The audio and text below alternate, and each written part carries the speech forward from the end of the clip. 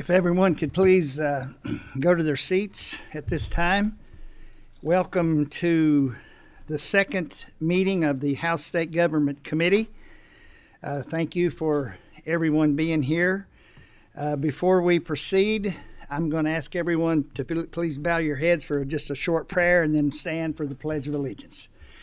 Our Father, we thank you for this opportunity to be in this place today. Thank you for our state. We thank you for the blessings that you've provided to America, and we just pray that today's meeting will go well, and everything that we do under the glory of Jesus Christ. Amen. Please stand and join me as a pledge to the flag today. I pledge allegiance to the flag of the United States of America and to the republic for which it stands, one nation, under God, indivisible, with liberty and justice for all. Thank you. You may be seated. I call to order the meeting this afternoon. Madam Secretary, please call the roll at this time. Representative Decker. Present. Representative Donworth. Here. Representative Griffey. Here. Representative Hancock. Here. Representative Hodgson. Representative Huff. Here. Representative Imes. Here. Representative Johnson. Here. Representative Lehman. Here. Representative Lewis. Here. Representative Maddox. Representative Proctor. Present. Representative Tate. Here. Representative Thompson. Present. Representative Tipton. Here. Representative Watkins. Present. Representative Williams. Here. Representative Witten. Here. Representative Raymer. Representative Hale. Present.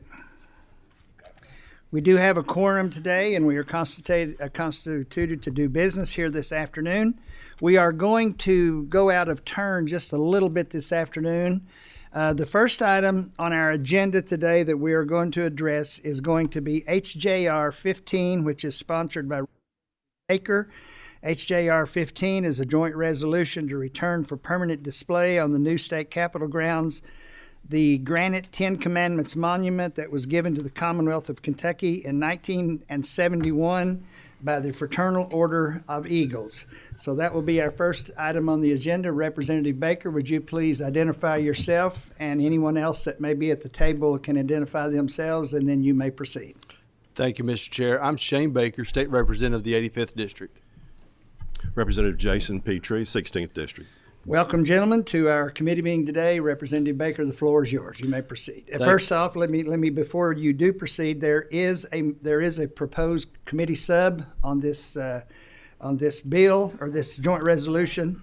There is a motion. Is there a second? There is a motion and second on the sub. All in favor, say aye. Aye. Any opposed? The motion carries. We now are proceeding with HJR 15 as amended by the committee sub. Representative Baker. Thank you, Mr. Chair, and thank you, committee. You know, this week we had the great privilege of gathering together in the old state capitol. And history is a very important thing. It tells where we were, where we've come from, and it defines who we are. And it was an honor to be there with you earlier this week and celebrate that moment. And I've always been kind of a history nerd, or at least most of my adult life, and like some of the things that are going on. So looking back to see some of the things that happened in our past, I want to take you back to the year 1971. In 1971, a lot of the dads and granddads in your community were returning home from Vietnam.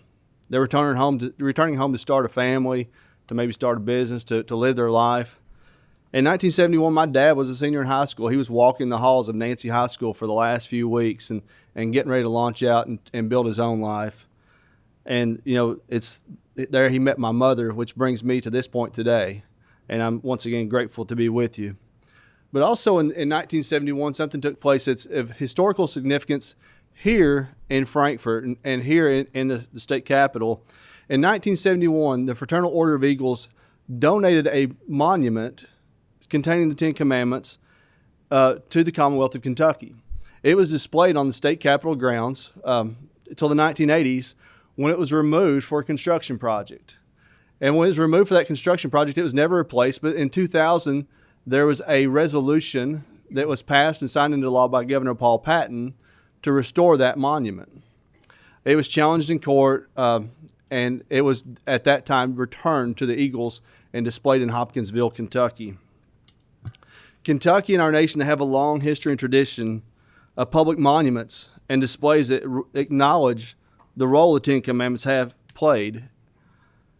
The U.S. Supreme Court has cleared up the legal issues that had sent it back to Hopkinsville and has made history and tradition the standard. Returning the monument to the Capitol grounds is historic restoration and acknowledges the history and tradition of the Commonwealth and our nation. If you've had time to go through the resolution itself, it tells a very interesting story. You can look back and see the history of the monument. You can look back and see the history of the court precedent. And this resolution basically does three things.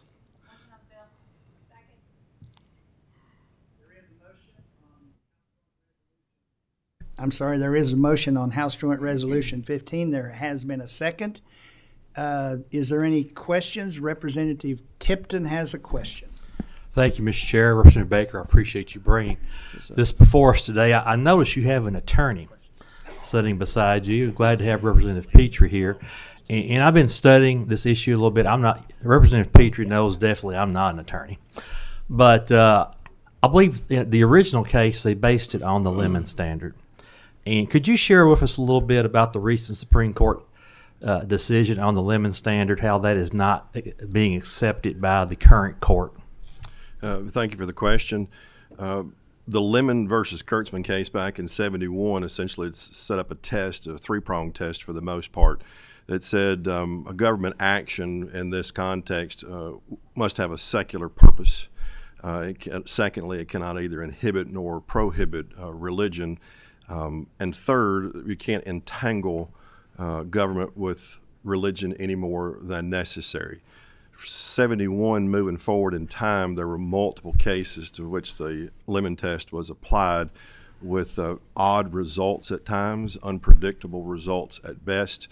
In 22, there's a Kennedy case that came through that all but overruled the Lemon case in its entirety, and then a subsequent case to the one in 22 in Kennedy, there was a term used that it's abrogated, which means it's void for all consideration purposes.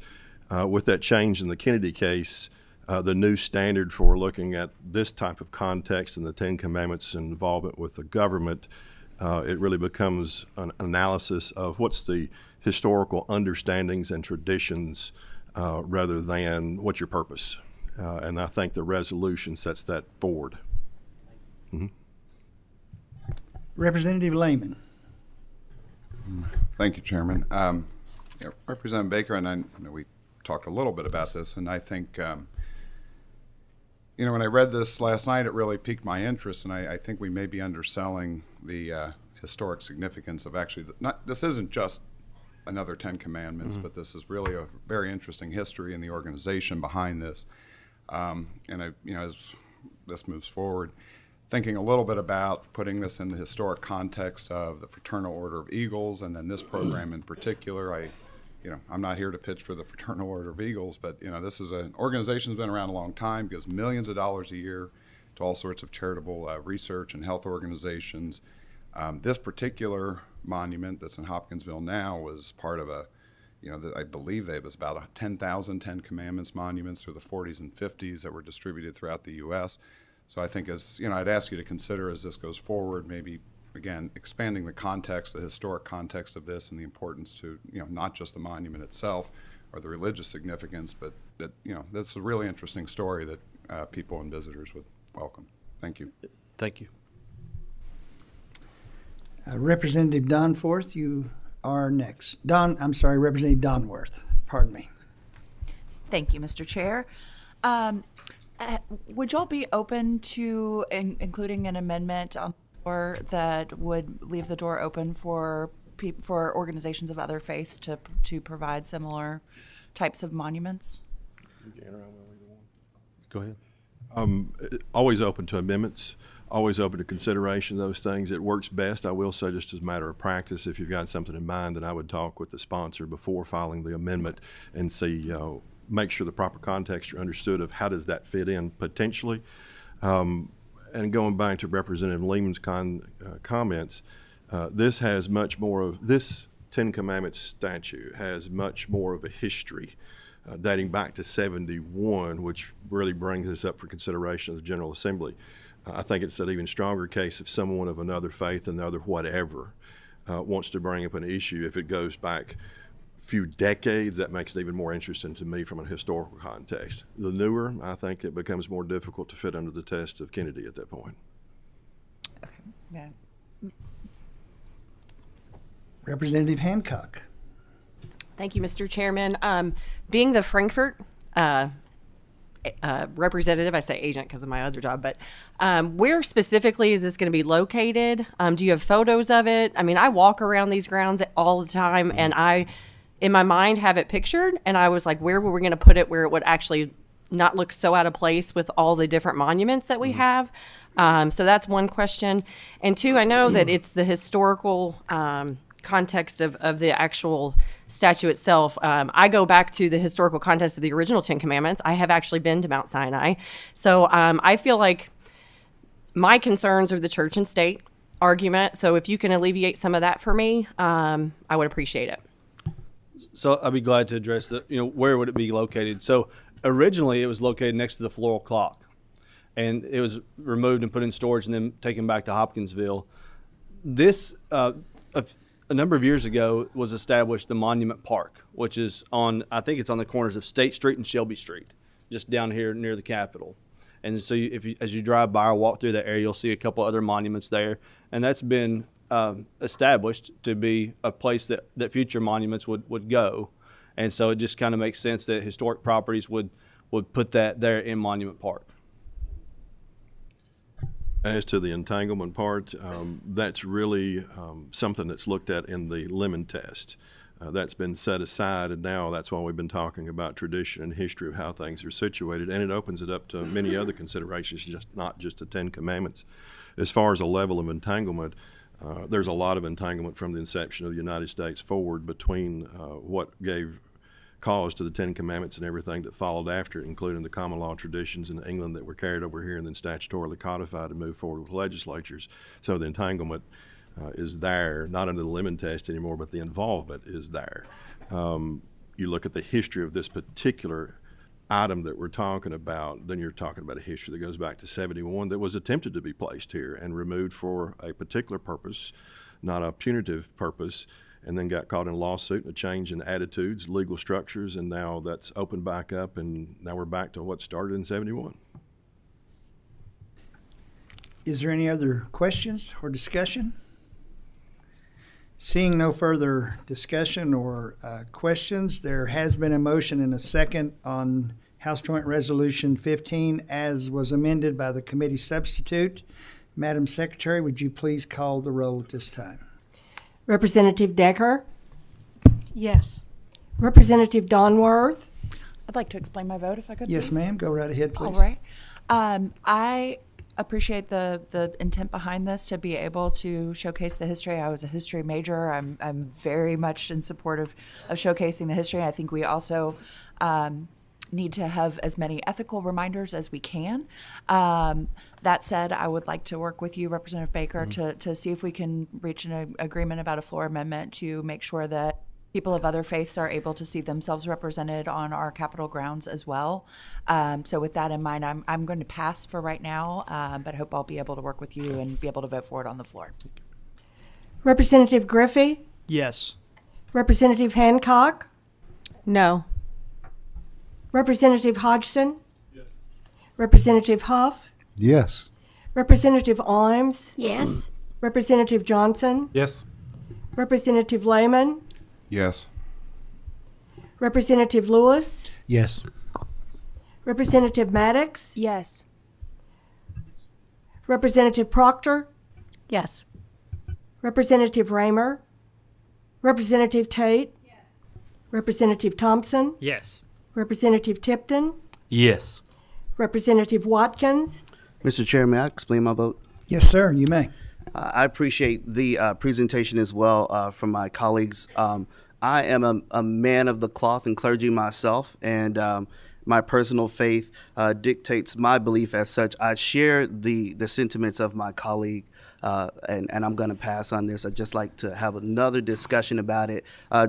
Gives me a little heartburn around sort of separation of church and state, but I'd just like to have some more conversations. I hope we can come to an agreement on the floor. Thank you. Representative Williams, Yes. Representative Witten, Yes. Representative Hale. Yes.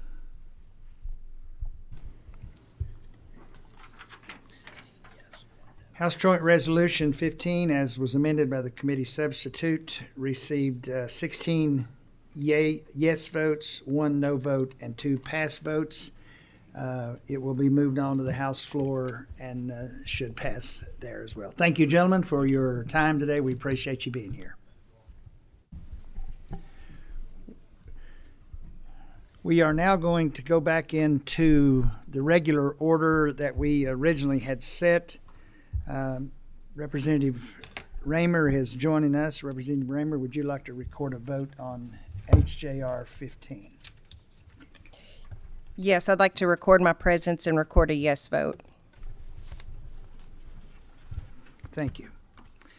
The next item on our agenda today is House Bill 30, which is sponsored by Representative Blanton. House Bill 30 is an act relating to pension spiking in the Kentucky Public Pension Authority. Representative Blanton, welcome today. Please identify yourself and your guests. Have her identify herself for the record, and then you may proceed. Thank you, Mr. Chairman, members of the committee. John Blanton of the 92nd District, and I'll let Erin introduce herself. Good afternoon. My name is Erin Surratt. I'm the Executive Director of the Office of Benefits at KPPA. Thank you both. You may proceed. Thank you, Mr. Chairman. House Bill 30 deals with pension spiking. It passed the House unanimously last year. We just ran out of time, and it simply fixes an issue after a court ruling after the General Assembly gave some pay raises a few years back, and it pushed them into what was technically then considered pension spiking. The court says no, where it was given across the board, that is not considered. All this language does is codify the court's language, so the retirement system has that language in statute, and I've got a lot of fire and police behind me. All the state employees are supportive of this. It's been unanimous support across the board. Motion on the bill. There is a motion and a second on the bill. Do we have any questions? Representative Tipton. Thank you, Mr. Chair. Just a brief comment. Thank you, Representative Blanton, for bringing this. I think this is an opportune time for the members of this committee to understand that I serve on the Public Pension Oversight Board, and we have kind of an unwritten rule that any bill that will deal with the pension system should be reviewed by the Public Pension Oversight Board ahead of time. And I just want to point out for the record that Representative Blanton did bring this before PPOB, and we saw no issues with that. But just a reminder to all the members that any bill that impacts pensions, we ask you bring it before the PPOB so that board would have an opportunity to review it, ask questions, and help work on that bill. Thank you, Mr. Chair. Any other questions? Seeing no questions or comments, Madam Secretary, please call the roll. Representative Decker, Yes. Representative Donworth, Yes. Representative Griffey, Yes. Representative Hancock, Yes. Representative Hodgson, Representative Huff, Yes. Representative Imes, Yes. Representative Johnson, Yes. Representative Lehman, Yes. Representative Lewis, Yes. Representative Maddox, Yes. Representative Proctor, Yes. Representative Raymer, Yes. Representative Tate, Yes. Representative Thompson, Yes. Representative Tipton, Yes. Representative Watkins, Aye. Representative Williams, Yes. Representative Witten, Yes. Representative Hale. Yes. House Bill 30, receiving 20 yes votes, 0 nay votes, and 0 pass votes. Passes with favorable expression and should do the same on the House floor. Thank you, Representative Blanton, for your presentation today. This is a very, very important issue, and thank you for bringing it forward. Look Thank- forward to hearing it on the House floor. Yes, sir. Thank you, Mr. Chairman. Thank you to members of the committee as well. Thank you. Item number 3 on our agenda today is House Bill 71. House Bill 71 is sponsored by Representative Duval. Representative Duval is with us, and this is an act relating to the Kentucky Public Pension Authority, our second pension conversation today. Please introduce yourself for the record, and your guest that's with you, have him introduce himself for the record, and then you may proceed, please. State Representative Robert Duval, District 17. Hello, Ryan Barrow, Executive Director, KPPA. Thank you, gentlemen. Representative Duval, the floor is yours, and you may proceed. Thank you very much. Chairman Hale, Vice Chair Raymer, and members of the committee, thank you for the opportunity to present today. House Bill 71 is a measure that was requested by the Kentucky Public Pension Authority, KPPA.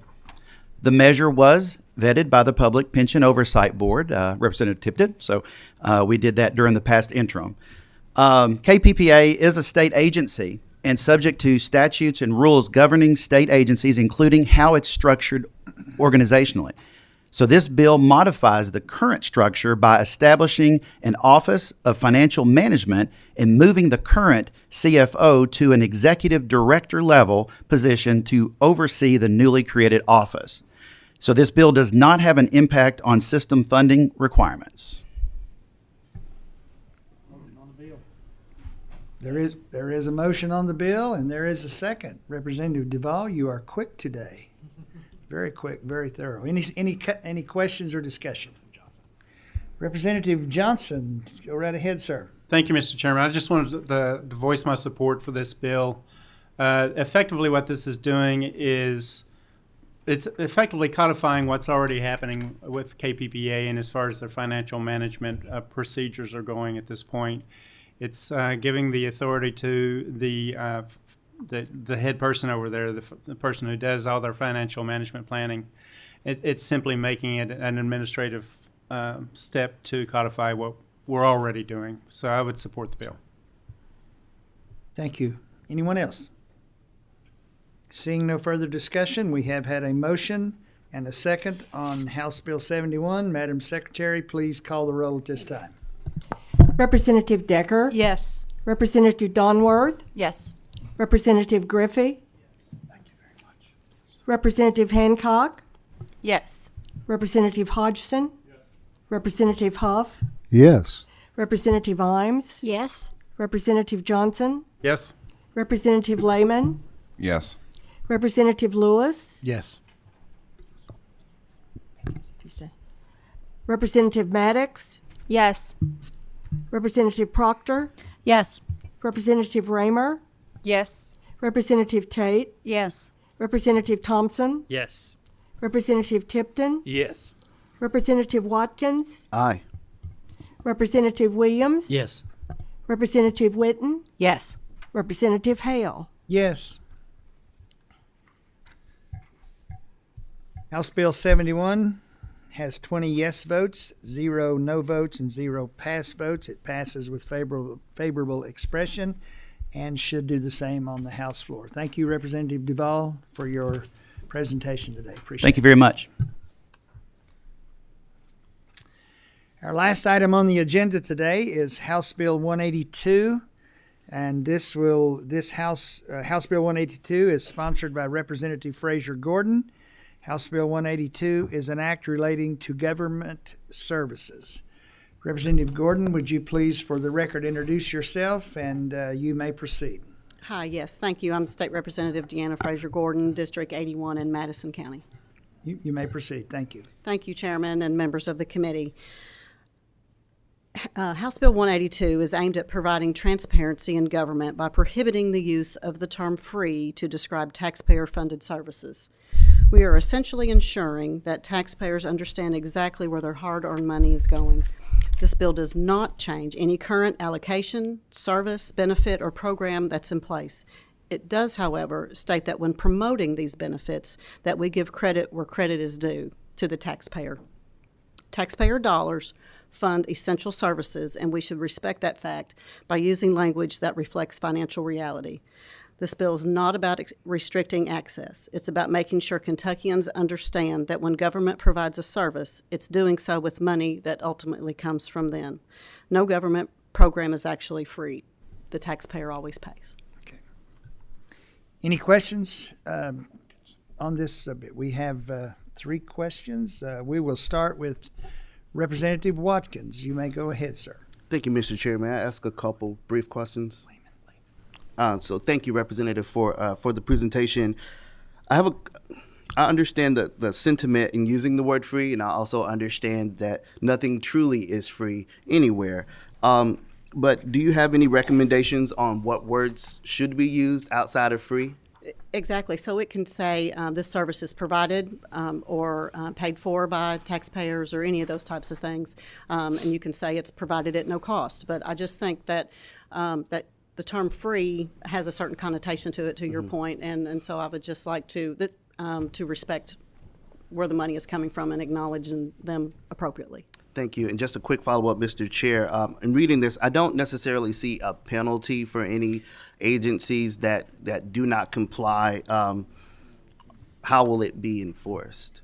Well, I guess it would have to be self-reported, or it would be up to the agencies to do that. But that's correct. There is no penalty as written. Okay. Thank you, Mr. Chair.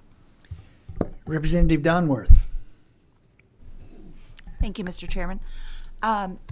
Many of you may know this, some of you may not. I worked in nonprofit for a public-private partnership. I did both the fundraising and the marketing. So I'm very familiar with what my former colleagues used to refer to as prepaid services, being those that are covered by public dollars. I'm also very concerned I'm also very familiar with the need to communicate with people who are low income, low literacy, the people who most need access to these free services.